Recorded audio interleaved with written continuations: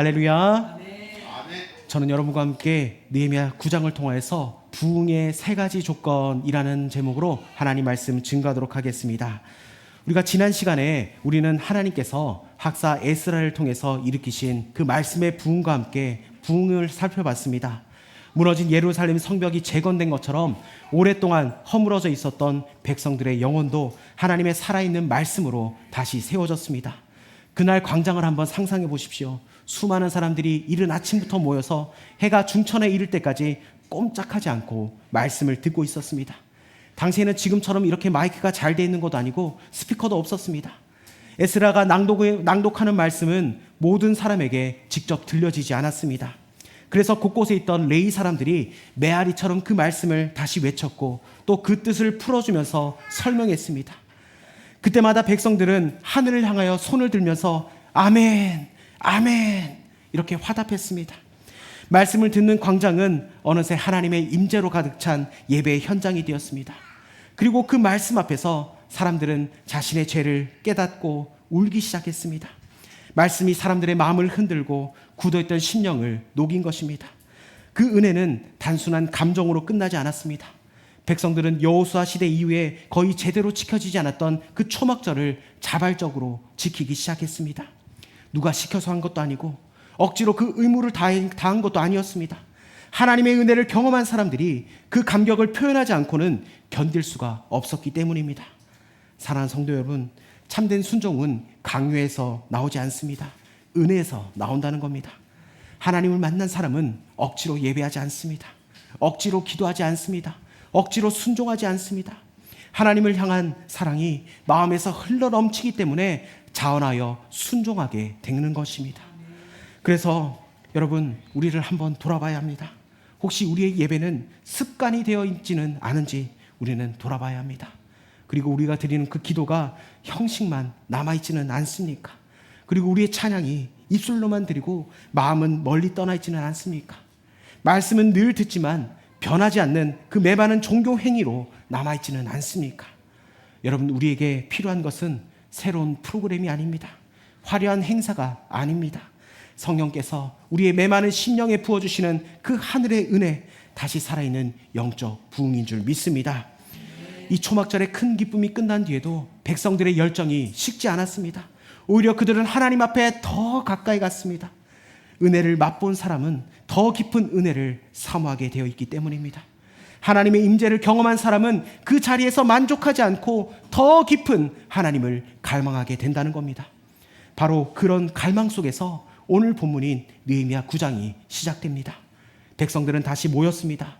그들은 말씀 앞에 섰고 죄를 자복했고 하나님께 부르짖었고 마침내 하나님을 높여 찬양했습니다. 오늘 본문은 우리에게 참된 부흥이 어떻게 시작하는지를 보여주고 있습니다. 부흥은 우연히 찾아오는 것이 아니라 하나님께서 기뻐하시는 세 가지 회복을 통해서 시작된다는 겁니다. 오늘 말씀을 통해서 함께 그 부흥의 조건을 살펴보길 원합니다. 먼저 우리가 참된 부흥을 경험하기 위해서는 은혜를 갈망해야 한다는 겁니다. 은혜를 갈망하라. 우리 본문 1절에서 3절까지를 우리 다시 한번 읽어보도록 하겠습니다. 시작. 그달 스문 나은 날에 이스라엘 자손이 다 모여 금식하며 굵은 베옷을 입고 티끌을 무릅쓰며 모든 이방 사람들과 절규하고 서서 자기의 죄와 조상들의 허물을 자복하고 이날에 나 4분의 1은 그 제자리에 서서 그들의 하나님 여호와의 율법책을 낭독하고 나 4분의 1은 죄를 자복하며 그들의 하나님 여호와께 경배하는데 아멘. 이스라엘 사람들은 초막절과 대성회를 마친 뒤 하루 만에 또 다시 하나님 앞에 모였습니다. 누가 시켜서 모인 것이 아닙니다. 의무감 때문도 아니었습니다. 그들의 마음속에 하나님을 더 깊이 만나고 싶은 갈망이 생겼기 때문입니다. 그래서 1절은 단순하게 이스라엘 자손이 다 모였다 이렇게 기록하고 있습니다. 그러나 그 짧은 한마디 속에 성령께서 백성들의 마음을 움직이시는 놀라운 역사가 담겨 있습니다. 지도자들 뿐만 아니라 어린아이까지, 그리고 노인까지, 그리고 부한 사람, 가난한 사람까지 모두가 하나님을 사모하며 한자리에 모였습니다.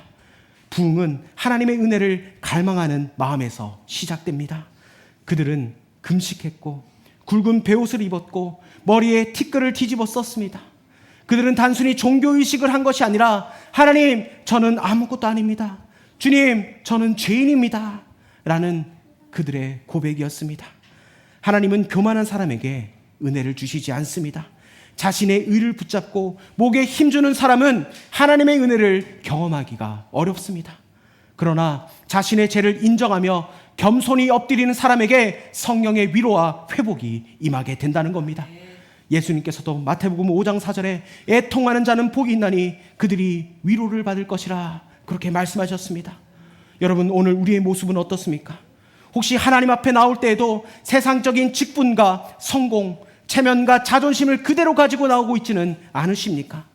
하나님의 거룩하심 앞에는 우리의 모든 자랑이 사라지고 오직 십자가의 은혜만 붙들어야 될 줄 믿습니다. 아멘. 또한 2절은 그들이 이방 사람들과 절교했다 그렇게 말씀하고 있습니다. 이것은 민족적 배타성을 말하는 것이 아니라 하나님을 떠나게 만드는 죄와 우상 숭배의 영향력을 끊어버리겠다는 그들의 결단이었습니다. 그동안 이스라엘은 이방 문화와 우상을 받아들이면서 하나님과 멀어졌습니다. 이제는 거룩한 백성으로 다시 서기 위해서 이 죄의 통로를 과감히 끊어낸 것입니다. 오늘 우리에게도 끊어야 될 것들이 있습니다.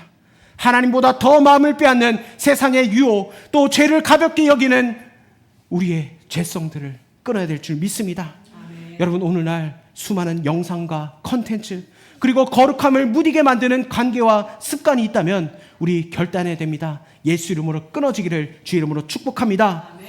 여러분, 부흥은 죄를 품은 채로 결코 찾아올 수가 없습니다. 죄와 단절돼야 한다는 겁니다. 오늘 이 시간 우리의 모든 죄가 예수 이름으로 끊어지길 주 이름으로 축복합니다. 아멘. 그리고 백성들은 하나님의 말씀 앞에 섰습니다. 그래서 3절에 낮 4분의 1, 즉 오전 6시부터 9시까지 3시간 동안 그들은 서서 하나님의 말씀을 들었습니다. 당시에는 지금처럼 이렇게 의자가 있는 것도 아니고 평안한 환경도 아니었습니다. 그러나 그들은 시간 가는 줄 모르고 하나님의 말씀을 들었다는 겁니다. 여러분, 서 있다는 것은 단순한 자세가 아니라 하나님의 말씀을 최고의 권위로 존중했다는 표현입니다. 즉 하나님을 경외했다는 그 마음입니다. 여러분, 오늘날 우리는 너무나 쉽게 말씀을 접할 수 있는 시대를 살고 있습니다. 여러분, 우리가 스마트폰 하나만 있어도 언제든지 성경을 읽을 수 있고 설교 말씀을 들을 수가 있습니다. 그러나 역설적으로 말씀을 가장 적게 읽고 가장 쉽게 흘려보내는 시대가 되었다는 겁니다. 그래서 내가 듣고 싶은 말씀만 선택하고 내 취향에 맞는 설교만 소비하는 인스턴트 영성에 익숙해져 있다는 겁니다. 그러나 이스라엘 백성들은 화려한 수사나 뛰어난 화법을 들은 것이 아닙니다. 그들은 단지 하나님의 말씀이 낭독되는 것을 들었을 뿐입니다. 그런데도 그 말씀 앞에서 그들은 울었고 회개했고 삶이 변화되었습니다. 여러분, 왜 그렇습니까? 바로 말씀 자체에 능력이 있기 때문입니다. 사랑하는 여러분, 은혜를 갈망하십니까? 그렇다면 먼저 하나님의 말씀을 갈망하십시오. 하나님의 은혜는 대부분 하나님의 말씀을 통해서 흘러나오게 된다는 겁니다. 여러분, 말씀을 가까이 하는 사람이 하나님을 가까이 하게 되고 하나님을 가까이 하는 사람이 결국 부흥을 경험하게 될 줄 믿습니다. 여러분, 이번 한 주간 하루에 10분이라도 하나님의 말씀 앞에 서보십시오. 스마트폰을 내려놓고 성경을 펼치십시오. 읽기만 하지 말고 받은 말씀을 묵상하십시오. 그리고 그 말씀을 마음에 새기고 순종하십시오. 아멘. 여러분, 그럴 때 성령께서 우리의 굳은 마음을 녹여주시고 메마른 영혼에 다시 생명의 강을 흘려보내실 줄 믿습니다. 아멘. 여러분, 참된 부흥은 프로그램에서 나오는 것이 아닙니다. 하나님을 향한 갈망과 그 갈망으로 하나님의 말씀 앞에서는 한 사람으로부터 시작될 줄 믿습니다. 아멘. 두 번째로 우리가 부흥을 경험하기 위해서는 회개의 기도를 드려야 합니다. 회개의 기도를 드리라. 우리 본문 3절에서 5절까지를 우리 다시 한 번 더 읽어보길 원합니다. 시작. 이날에 낮 4분의 1은 그 제자리에 서서 그들의 하나님 여호와의 율법책을 낭독하고 낮 4분의 1은 죄를 자복하며 그들의 하나님 여호와께 경배하는데 레이 사람 예수아와 바니와 감미엘과 스바냐와 분니와 세레바와 바니와 그나니는 단에 올라서서 큰 소리로 그들의 하나님 여호와께 부르짖고 또 레이 사람 예수아와 감미엘과 바니와 하삼냐와 세레바와 호디야와 스바냐와 브다히아는 이르기를 너희 무리는 마땅히 일어나 영원부터 영원까지 계신 너희 하나님 여호와를 송축할지어다. 주여 주의 영화로운 이름을 송축하올 것은 주의 이름이 존귀하여 모든 송축이나 찬양에서 뛰어남이니이다. 아멘. 여러분, 부흥은 사람이 만들어내는 것이 아닙니다. 프로그램이나 분위기로 일어나는 것이 아닙니다. 부흥은 하나님의 성령께서 말씀을 통해서 사람의 마음을 깨뜨릴 때부터 시작된다는 겁니다. 이스라엘 백성들은 3시간 동안 말씀을 들었습니다. 그런데 거기서 끝나지 않았습니다. 이어서 4분의 1, 또 3시간 동안 자신들의 죄를 자복하며 하나님께 나아갔습니다. 말씀을 들은 시간만큼 그 말씀을 자신의 삶에 비춰보고 성령께서 보여주시는 그 죄를 하나하나 하나님 앞에 내려놓은 겁니다. 여러분, 이것이 바로 참된 회개입니다. 여러분, 회개는 단순히 잘못했습니다 그렇게 말하는 것이 아닙니다. 하나님의 말씀을 기준으로 내 삶을 돌아보고 어디서부터 하나님과 멀어졌는지 인정하며 하나님께 다시 돌아오는 것이 바로 회개라는 겁니다. 여러분, 이스라엘 백성들은 자신의 죄만이 아니라 조상들의 허물까지 고백했습니다. 하나님께서 수없이 돌이킬 기회를 주셨는데도 그 은혜를 외면했던 완악함을 인정했습니다. 누구에게 책임을 돌리지 않았습니다. 시대 탓도 하지 않았고 환경 탓도 하지 않았습니다. 하나님 앞에서 우리는 죄인입니다 라고 고백을 했습니다. 이런 회개는 사람의 노력으로 되는 것이 아닙니다. 성령께서 말씀으로 우리의 마음을 비춰주실 때만 가능하다는 겁니다. 그래서 4절과 5절에 레위 사람들이 백성들을 대표하여서 하나님께 큰 소리로 부르짖고 있습니다. 여러분, 영적 지도자는 완전한 사람이 아니라 하나님 앞에서 공동체의 아픔과 죄를 함께 짊어지고 회개하는 사람들입니다. 여러분, 회개하지 못하는 공동체는 결국 굳어집니다. 그러나 하나님 앞에서 눈물로 엎드리는 공동체는 언제나 새 역사가 시작된다는 겁니다. 아멘. 여러분, 1907년 평양 대붕, 여러분 너무나 잘 알고 있지 않습니까? 평양 장대현 교회 장로였던 길선주 장로님, 이분이 우리나라 장로교 최초 목사 안수를 받은 7명 중에 한 분이셨습니다. 이분이 수많은 사람들 앞에서 자신의 친구의 재산 가운데 그 $100를 탐했던 죄를 공개적으로 고백하면서 눈물로 회개했습니다. 1년 전에 임종을 앞둔 친구가 자신을 불러서 난 곧 세상을 떠날 사람이니 내 아내는 그만한 능력이 없으니까 자네가 내 재산을 잘 관리해 주시오, 잘 정리해 주시오. 그리고 그 부인 재산을 관리하던 중에 욕심에 겨워 부인의 돈 $100를 사치한 죄, 자신은 하나님의 일을 방해했다면서 그 돈을 미망인에게 돌려준 일이 있었습니다.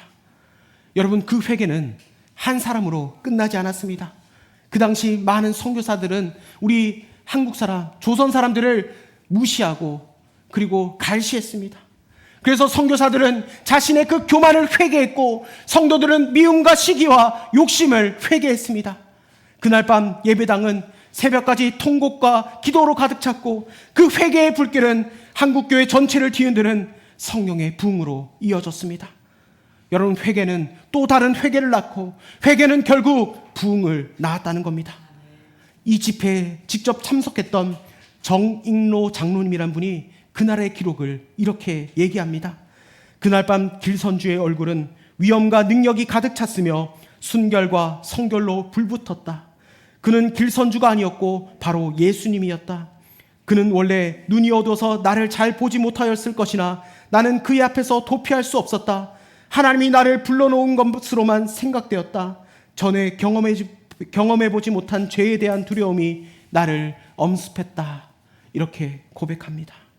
사랑하는 성도 여러분, 오늘 우리에게 가장 필요한 것은 다른 사람의 죄를 지적하는 눈이 아니라 내 죄를 바라보는 눈입니다.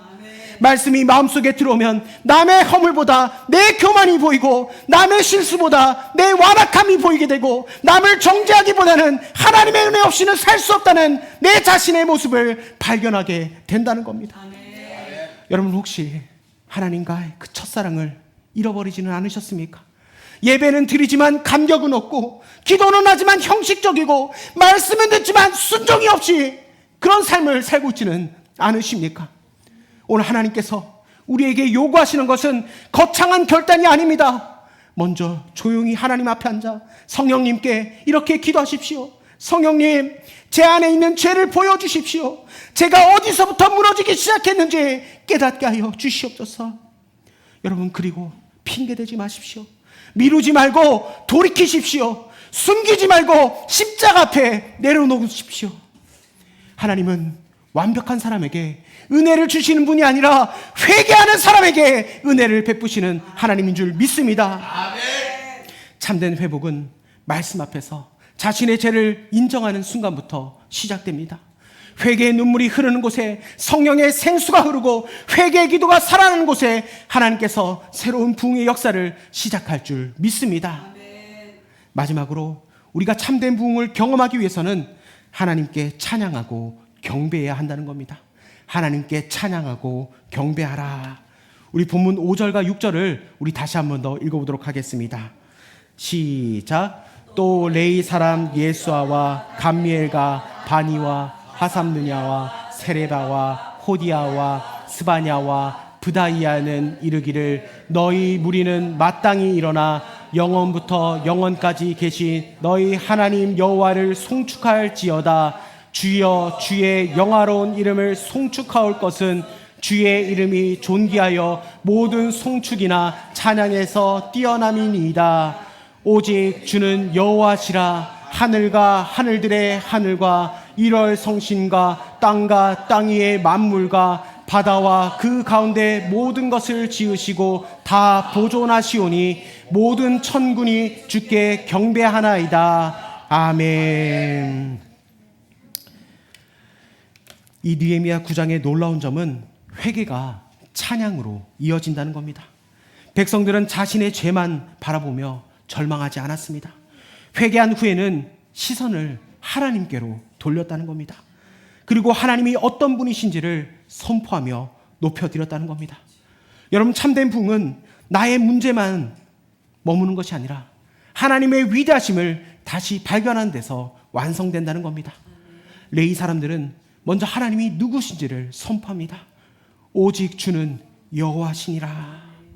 하나님은 천지만물을 창조하신 창조주이시며 지금도 모든 것을 붙드시고 다스리시는 섭리의 하나님이십니다. 영원부터 영원까지 변함없이 살아계시는 왕이시며 모든 찬양과 존귀와 영광을 받으시기에 합당하신 하나님인 줄 믿습니다. 여러분, 우리가 예배 시간에 찬양 드리는 이유도 바로 여기에 있습니다. 여러분, 찬양은 단순히 노래 몇 곡을 부르는 시간이 아니라는 겁니다. 하나님을 하나님으로 인정하는 믿음의 고백입니다. 내 문제보다 크신 하나님을 바라보면서 하나님의 영광 앞에 우리 자신을 내려놓는 시간이 바로 찬양과 경배의 시간인 줄 믿습니다. 여러분, 하나님을 크게 볼수록 우리의 두려움은 낮아지고 작아지고 하나님을 작게 볼수록 문제는 크게 보인다는 겁니다. 그래서 부흥은 하나님을 다시 크게 보는 것에서 시작된다는 겁니다. 그리고 우리가 읽지는 않았지만 7절부터는 이스라엘 백성들이 자신들의 역사를 돌아보며 하나님을 찬양합니다. 그 내용을 크게 4가지로 정리할 수 있는데 첫 번째는 구원의 은혜를 베푸신 하나님을 찬양했다는 겁니다. 애굽의 노예였던 자신들을 홍해를 가르시고 건져내신 것은 전적인 하나님의 은혜였습니다. 그들의 힘으로는 결코 이룰 수 없는 구원이었다는 겁니다. 여러분, 우리도 마찬가지입니다. 죄와 사망의 권세에서 우리를 건지신 것은 우리의 공로가 아니라 오직 십자가의 은혜인 줄 믿습니다. 두 번째로 말씀을 주신 하나님을 찬양했습니다. 시내산에서 율법을 주시고 광야에서도 말씀으로 백성들을 인도하셨습니다. 하나님의 말씀은 길을 잃지 않도록 비추는 등불이 되었다는 겁니다. 오늘 우리에게도 성경은 가장 큰 축복입니다. 여러분, 우리가 말씀이 있기에 흔들리지 않고 하나님의 뜻을 살아갈 수가 있습니다. 여러분 하나님의 말씀을 늘 가까이 할 수 있는 저와 여러분 되길 원합니다. 그리고 세 번째로 피로를 채워주신 하나님을 찬양했습니다. 광야 40년 동안 그들에게 만나를 주시고 반석에서 물을 내시고 옷이 헤어지지 않게 하여 주시고 발이 부르트지 않도록 책임져 주셨다는 겁니다. 하나님은 구원만 베푸시는 분이 아니라 우리의 삶을 책임지시는 하나님 아버지인 줄 믿습니다. 네 번째로 끝까지 긍휼을 베푸시는 하나님을 찬양했습니다. 이스라엘은 수없이 넘어졌고 하나님을 떠났습니다. 그러나 하나님은 그들을 아주 멸하지 않으셨고 끝까지 버리지 않으셨습니다. 그들의 신실함 때문이 아니라 하나님의 신실하심 때문이었다는 겁니다.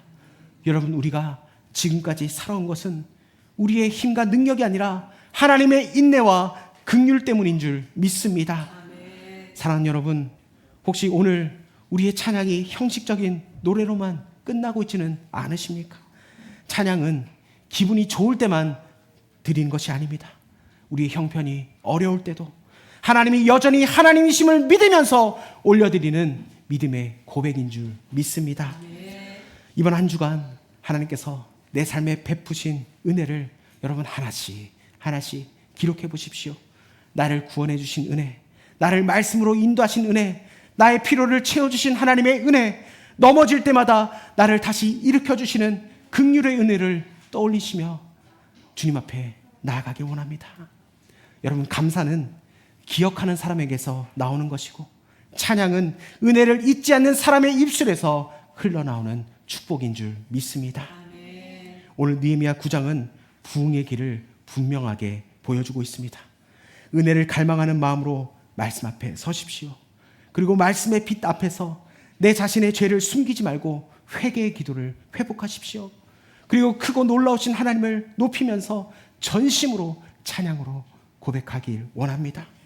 그때 성령께서 우리의 메마른 심령을 새롭게 하여 주시고 우리 개인과 우리 가정과 우리 교회 가운데 다시 한번 놀라운 부흥의 불길을 일으켜 주실 줄 믿습니다.